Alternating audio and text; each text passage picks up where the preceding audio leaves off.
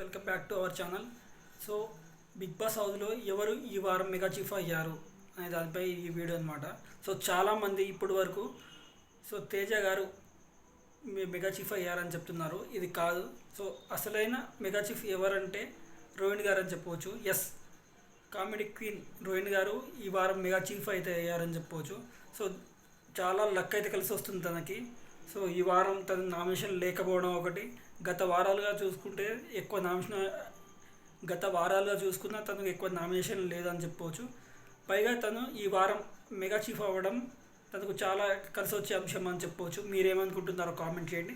So Teja అయినా ఇంకా మంచిగా ఉండేది. తేజ అయినా రోహిణి అయినా ఇద్దరు ఎవరైనా మంచిగా ఉండేది అనమాట. సో ఇద్దరిలో ఒకరు రోహిణి అయ్యారు. సో దీనిపై మీ కామెంట్ ఎందుకు తెలియజేయండి అనమాట. సో రోహిణి మెగా చీఫ్ అవడం పట్ల మీ అభిప్రాయం ఏంటో కూడా కామెంట్ చేయండి. ఎందుకంటే రోహిణి కూడా చాలా హార్డ్ వర్కర్ అని చెప్పుకోవచ్చు అనమాట. సో తన కామెంట్తో తను ఎంతో కడుపుబ్బ నవ్విస్తుంది. సో మీకు ఎలా అనిపించిందో కూడా కామెంట్ చేయండి.